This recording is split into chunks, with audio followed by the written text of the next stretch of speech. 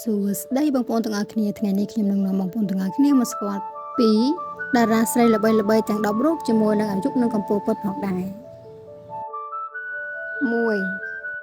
1. សៅលូស៊ីកើតនៅថ្ងៃទី9 ខែវិច្ឆិកាឆ្នាំ1998មានអាយុ26ឆ្នាំជាជនជាតិចិនកម្ពស់ 1.61 ម៉ែត្រ 2. ស៊ូស៊ីនយូកើតនៅថ្ងៃទី18 ខែធ្នូឆ្នាំ1995ជាជនជាតិចិនមានអាយុ29ឆ្នាំកម្ពស់ 1.69 ម៉ែត្រ 3. ប៉ៃលូកើតនៅថ្ងៃទី23 ខែកញ្ញាឆ្នាំ1994ជាជនជាតិចិនមានអាយុ30ឆ្នាំមានកម្ពស់ 1.65 ម៉ែត្រ 4. ឋានសុងយុនកើតនៅថ្ងៃទី31 ខែឧសភាឆ្នាំ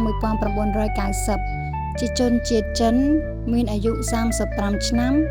និងកម្ពស់ 1.62 ម៉ែត្រ 5. យ៉ាងស៊ីកើតនៅថ្ងៃទី6 ខែវិច្ឆិកាឆ្នាំ1992ជាជនជាតិចិន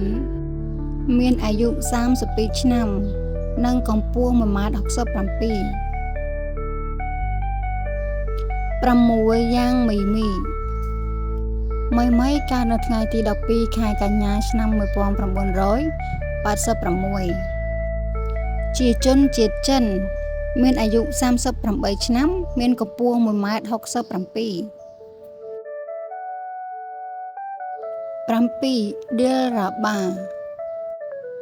កើតនៅថ្ងៃទី3 ខែមិថុនាឆ្នាំ1992ជាជនជាតិចិនមានអាយុ32ឆ្នាំនិងកម្ពស់ 1.69 ម៉ែត្រ 8. គ្រីស្តាឡូកើតនៅថ្ងៃទី25 ខែសីហាឆ្នាំ1987ជាជនជាតិចិនមានអាយុ37ឆ្នាំកម្ពស់ 1.70 ម៉ែត្